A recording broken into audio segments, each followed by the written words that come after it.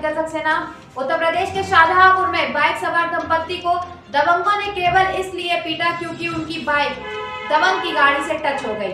पीड़ित दंपत्ति का आरोप है कि सामुदायिक विशेष के लोग इकट्ठा होकर उन्हें खींचकर घर के अंदर ले गए। वहां पर मारपीट के साथ ही महिला के साथ अभद्रता भी की गई। इसी को लेकर हिंदूवादी संगठनों के द्वारा प्रदर्शन कर विरोध प्रकट किया गया। गिरफ्तार करो। अभी तो गैंग लड़ाई है, आगे और लड़ाई है। अभी तो गैंग लड़ाई है, आगे और लड़ाई है। थाना रामचंद्र मिशन क्षेत्र में बाइक से जा रहे दंपत्ति की दूसरे समुदाय के दबंगों ने न केवल पिटाई की बल्कि सड़क से खींचकर घर के अंदर ले जाकर महिला के साथ बदसलूकी भी की गई।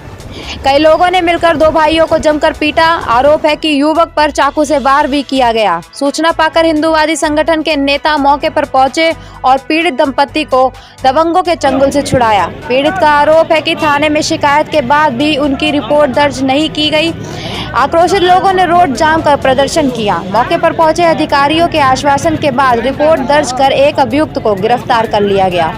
आज दोपहर फिर राष्ट्रीय गौरक्षक संघ के प्रदेश महामंत्री राजेश अवस्थी के नेतृत्व में दर्जनों लोगों ने कचहरी चौराहा पर प्रदर्शन करते हुए सभी अभियुक्तों को गिरफ्तार कर रासुका लगाने की मांग की। प्रदर्शनकारियों ने जिलाधिकारी को संबोधित 5 सूत्रीय ज्ञापन एडीएम को सौंपा। प्रदर्शन करने वालों में मदन लाल, अनीस, गणेश मिश्रा, अजय मिश्रा आदि थे। Recently news bureau. क्या नाम है आपका और क्या घटना आपके साथ हुई थी? हमारा नाम अखिलेश पांडे है। हम अपने तावरगंज से सदर के लिए आ रहे थे। महाकाल हॉस्पिटल के सामने हमारा एक्सीडेंट हुआ सुल्तान से, तो हम गिर गए थे। तभी जब वो भाग रहे थे तो हमने उनकी मोटरसाइकिल की चाबी निकाल ली।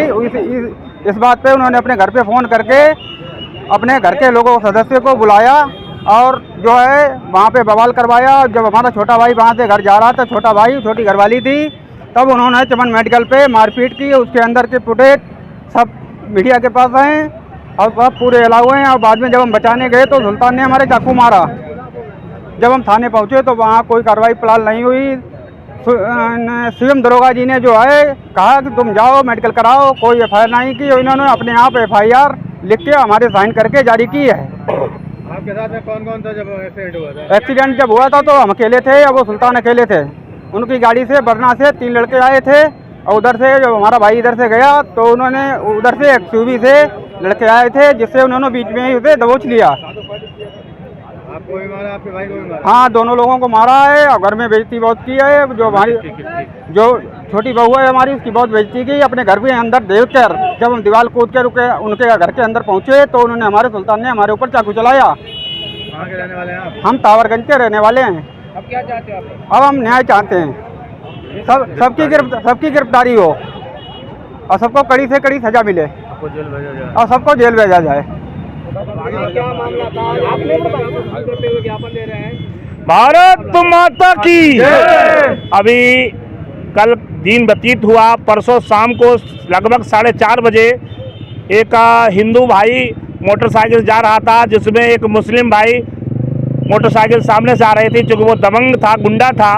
ऐसे अक्सर कोई घटना हो जाया करती है। हल्की सी मोटरसाइकिल एक दूसरे की छू गई, उसके कारण उस दबंग में गुंडे ने तत्काल प्रभाव से अपने अन्य गुंडों को बुला लिया और जब ये जो दंपत्ति और भाई साथ साथ जा रहे थे, इनको खींच लिया और पकड़ कर मारने लगे। घर में फाटक के अंदर खींच ले गए और महिला यानी बहन के साथ में जाति की गई। उसको बुरी तरह से मारा पीटा गया, नंगा किया गया, अश्लील हरकतें की गई। और हिंदू भाई के साथ में कि उसके जो हमारे पास पीड़ित परिवार का व्यक्ति है जिसके चाकू लगा हुआ है, इसके पेट में चाकू छुरा मारा गया और इस तरीके से जानलेवा हमला किया गया। अगर वहाँ पर ये लोग किसी तरीके से नहीं निकल पाते तो इनकी हत्या कर दी जाती। वो चूंकि अपराधी प्रवृत्ति के लोग हैं, दबंग हैं, जिनका ऊपर तक बहुत बड़ा वर्चस्व है, इसलिए 4 बजे घटना होने के बाद भी और 3 घंटे तक कोई कार्रवाई नहीं होती है। उल्टा 4-5 लोग ये जाते हैं थाने पर तो इनको कहा जाता है मेडिकल कराओ, एफआईआर दर्ज हो जाएगी। ये बेचारे रो रहे थे। जैसे मुझे जानकारी हुई, अपने हिंदू जनमानस को लेकर के मैं तुरंत वहाँ पहुँचा और थाने पर बात की तो पता चला पुलिस जहाँ पे अपराधी हैं उनको सुरक्षा दे रही है। कई गाड़ियाँ उनके दरवाजे पर सुरक्षा की नियत से खड़ी हुई थी।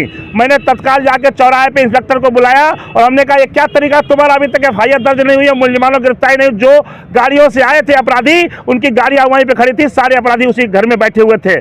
जब हम लोगों ने कहा, उन्होंने फिर अनदेखा किया तो हम लोगों ने वहाँ पे जाम लगाने का प्रयास किया कि हम अभी जाम लगा देंगे। हम लोग हजारों की संख्या में जब इकट्ठे हुए तो पुलिस प्रशासन जागा और कई अधिकारियों के फोन आने लगे, भैया मान जाओ मान जाओ। जब तक मैंने कहा FIR दर्ज नहीं होगी और पीड़ित परिवार को तत्काल दवाई मुहैया नहीं होगी और जो लोग अपराधी हैं वो गिरफ्तार नहीं होंगे, गाड़ियाँ उनकी उठाई नहीं जाएंगी, तब तक हम लोग यहाँ से हटने वाले नहीं है।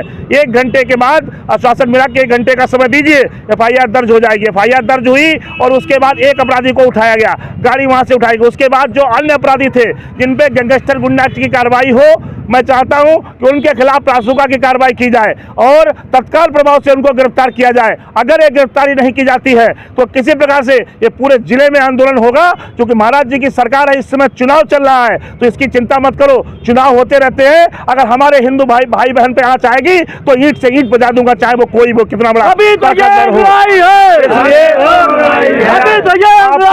चैनल के माध्यम से बताना चाहता हूँ, ये जो अपनी भूल में बैठे हुए हैं, चाहे वो पुलिस के लोग हों, चाहे वो प्रशासन के लोग हों और चाहे वो जिहादी मानसिकता के लोग हों, हमारे हिंदू भाई बहन को चोट आने का मतलब मेरे चोट आएगी और उसके जिम्मेदार मैं मानता हूं कि जो लोग जिम्मेदार होंगे वो या तो जेल में होंगे या ऊपर होंगे। ये बाबा जी का कहना है, इसलिए सुधर जाओ और ये औकात में आ जाओ। और मैं प्रशासन से भी कहना चाहता हूं, तत्काल गिरफ्तारी करो, नहीं तो चुनाव नहीं देखा जाएगा। चुनाव में मुकदमे पता नहीं कितने लिखे जाते हैं, हम पे कई मुकदमे चल रहे हैं, एक और लिख जाएगा कोई फर्क नहीं पड़ेगा, लेकिन उनकी गिरफ्तारी तक आंदोलन जारी रहेगा।